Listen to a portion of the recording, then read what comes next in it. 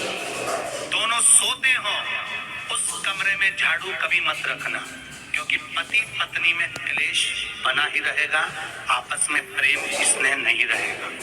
जिस कक्ष में पति पत्नी सोते हो रहते हो उस कमरे में झाड़ू कभी नहीं होना चाहिए, बुआरी नहीं होना चाहिए। दूसरा, जिस कक्ष में हॉल में लोग आकर बैठते हो और वहां कोई सोफा सेट लगा हो, कोई पलंग लगा हो, उस पलंग के नीचे, उस सोफे के नीचे झाड़ू नहीं होना चाहिए। सास और बहू का संबंध अच्छा नहीं रहता, विवाद होगा ही, ये पक्का।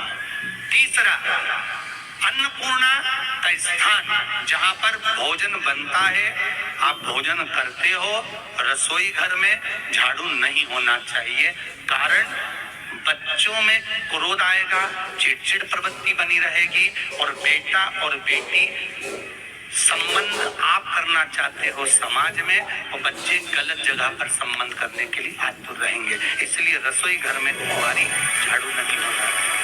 शाम को 4 बजे से लेकर 7 बजे के बीच में शंकर और पार्वती के भ्रमण का समय रहता है। मेरे देवादिदेव महादेव माता पार्वती के भ्रमण का समय, भगवान शंकर पार्वती घूमने को निकल गए। इसलिए हमारा सनातन धर्म कहता है शाम के समय पर माताओं को झाड़ू नहीं लगाना चाहिए, शाम के समय पर माताओं को चूड़ी बिछिया नहीं बदलना चाहिए, शाम के समय पर माताओं को मांग में सिंदूरा नहीं भरना चाहिए, शाम के समय पर माताओं को बाल नहीं बांधना चाहिए, शाम के समय पर माताओं को चौखट पर नहीं बैठना चाहिए। उसका कारण क्या है? क्योंकि पार्वती जी ने भगवान भोलेनाथ जी से कहा था कि तुम मुझे रोज शाम के समय प्रदोष काल में भ्रमण के लिए लेकर जाते हो, मेरे लिए आज्ञा क्या है? शंकर भगवान ने कहा, सुनो पार्वती, मंदिर के अंदर नंदी रहता है, जाने वाला यात्री जब मंदिर में मेरा दर्शन करने आता है तो नंदी के कानों में कहकर जाता है कि शिव जी को मेरे यहाँ लेकर आना।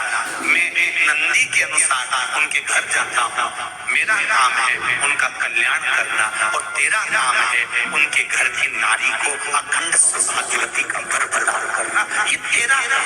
तब पार्वती माता ने कहा, अखंड सौभाग्यवती होने का वर मैं तो दे दूंगी, पर उस समय पर माताएं चूड़ी बदल रही होगी, हाथ से चूड़ी निकाल रही होगी, तुम्हें वर कैसे दे सकती हो? मांग भर रही होगी, तुम्हें वर कैसे दे सकती हो? उस समय पर चूड़ी बिछिया बदला जा रहा होगा, तुम्हें वर कैसे दे सकती हो? उस समय पर झाड़ू लग रही होगी, तो मैं लक्ष्मी को वहां कैसे भेज सकती हूँ? आप बताओ। तो शंकर भगवान ने कहा, प्रदोष का समय एक ऐसा समय होता है, शाम का समय ऐसा होता है